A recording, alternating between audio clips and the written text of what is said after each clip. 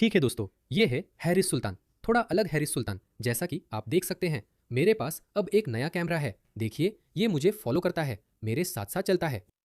एक पिल्ले की तरह।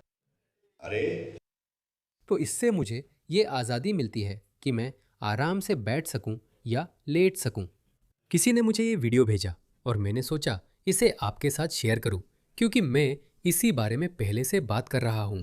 कैसे कीर स्टारमरा और शायद बाद में एंथनी एल्बनीज भी, अभी नहीं लेकिन आगे चलकर, ये लोग हमारे पारंपरिक रणनीतिक सहयोगियों जैसे कि संयुक्त राज्य अमेरिका को नुकसान पहुंचा रहे हैं। और ये लोग अपनी मर्जी से ऐसा नहीं कर रहे हैं, वो ऐसा इसलिए कर रहे हैं क्योंकि उन पर उनके विदेशी समर्थकों का दबाव है। ये बहुसंस्कृतिवाद की एक देन है। जब आप अन्य संस्कृतियों के लोगों को लाते हैं, वे अपनी शिकायतें और विदेश नीति लाते हैं जो आपकी विदेश नीति को निर्धारित कर सकती है। इसी वजह से कीर स्टारमर ने अमेरिका को सैन्य ठिकानों की पहुंच से इनकार किया था। और फिर जाहिर है कि वे पीछे हट गए, क्योंकि हमारे लक्ष्य, मूल्य और अक्सर हित इतने मेल खाते हैं। आप हमेशा अपने सहयोगी के साथ ही जाते हैं जब तक कि कुछ बहुत बड़ा या गंभीर ना हो जाए। ये सिर्फ इतना नहीं है कि अगर आप मुसलमानों के खिलाफ कुछ कहते हैं तो आप नस्लवादी हैं। ये उससे कहीं बड़ा है। इसका आपकी अर्थव्यवस्था पर असर पड़ेगा। यूके में आर्थिक स्थिति बहुत तेजी से बिगड़ सकती है। वे पहले ही संघर्ष कर रहे हैं। और ऑस्ट्रेलिया में आखिर कौन सोचता है कि वे बस यूएस को छोड़ सकते हैं? कैसे? मेरा मतलब, हमारे पास यूरोप भी नहीं है।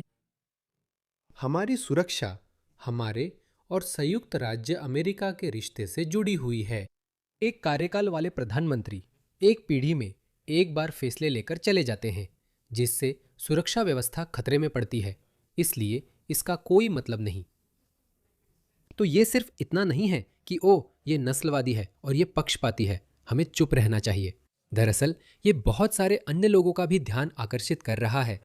मैं आपको एक वीडियो दिखाना चाहता हूं जो मुझे अचानक मिल गया था, लेकिन अब ये वायरल हो रहा है। सुनिए रोरी स्टीवर्ट क्या कह रहे हैं। ये वाकई एक दिलचस्प सवाल है। जैसे जैसे हम एक अधिक विविध आबादी बनते जा रहे हैं, क्या हम उस चीज को अपनाते हैं जिसे अमेरिका में लगभग सामान्य मान लिया गया है? निश्चित रूप से यह आयरिश समुदाय और अन्य लोगों के साथ सामान्य माना गया था। आपकी विदेश नीति हाल ही में आए प्रवासियों और उनके वतन से संबंधों से प्रभावित होती है, जिसमें लेबर पार्टी भी शामिल है। हमने चर्चा की कि अनस सरवर के पिता मोहम्मद सरवर मेरे साथ हाउस ऑफ कॉमन्स में सांसद थे, फिर पाकिस्तानी सरकार में वरिष्ठ मंत्री बने। हम इसी पर बात कर रहे थे। और वो आदमी अनस सरवर जिसके बारे में वो बात कर रहे हैं कितना खास है। मैं आपको दिखाता हूं कि वो किस तरह का इंसान है। मैंने वास्तव में उस पर एक विस्तृत वीडियो बनाया था। मैं आपको वो वीडियो क्लिप दिखाता हूं क्योंकि ये समझना आपके लिए बहुत ज़रूरी है कि ऐसे लोग हैं जो ऊंचे स्तरों पर आपका प्रतिनिधित्व कर रहे हैं। यह आदमी चौधरी सरवर है। वो ब्रिटेन में पहले मुस्लिम सांसद थे, लेकिन उनका बेटा शायद अगला फर्स्ट मिनिस्टर बन सकता है। इस आदमी को सुनिए। इंशाअल्लाह वो समय आएगा जब पूरी दुनिया में ऐसा कानून होगा कि हमारे प्यारे पैगंबर हजरत मोहम्मद साहब का कोई भी अपमान नहीं कर सकेगा। और आखिर में मैं कहना चाहता हूं, जैसे भाई इमाम कासिर। इस आदमी को आखिर चुना किसने? बहुत शर्मनाक है। अब मैं पाकिस्तानी हूं, शर्मिंदा हूं। कहा गया है कि हम अपने प्यारे नबी से अपने माता पिता, अपनी बेटी, अपनी बहन, अपने बेटे से भी ज्यादा प्यार करते हैं। तो इसमें कोई शक नहीं कि काले कपड़ों में लोगों का संदेश साफ और जोरदार है। वह ब्रिटेन के पहले मुस्लिम सांसद थे। उनके बेटे चौधरी सरवर भी कुछ खास अच्छे नहीं हैं। मुझ पर भरोसा कीजिए। हमें असली ताकत तभी मिलेगी जब सिर्फ काउंसिल चैम्बर और संसद में ज्यादा पाकिस्तानी नहीं बैठेंगे, बल्कि असल में ज्यादा पाकिस्तानी और साउथ एशियन हमारे फैसले लेने वाले कोनों में बैठेंगे। मैं आपको वहीं शामिल करूंगा। इसका मतलब है कि बदलाव आ रहा है। और वो दिन जब हमारे दक्षिण एशियाई समुदाय को सिर्फ वोट बैंक या देश बैंक के रूप में देखा जाता था, अब सच में जा रहे हैं। वो दिन जब दक्षिण एशियाई समुदाय राजनीतिक पार्टियों का नेतृत्व करेंगे और देशों का नेतृत्व करेंगे, वही दिशा है जिसमें मैं हमें ले जाना चाहता हूँ। वो दिन आ रहा है जब दक्षिण एशियाई समुदाय सिर्फ बच्चों के स्कूल नहीं बल्कि वहां पढ़ाया जाने वाला पाठ्यक्रम भी तय करेगी। तो रोरी असल में इसी बारे में बात कर रहे हैं। वैसे रोरी भी वामपंथी हैं। उन्हें डोनाल्ड ट्रंप से नफरत है।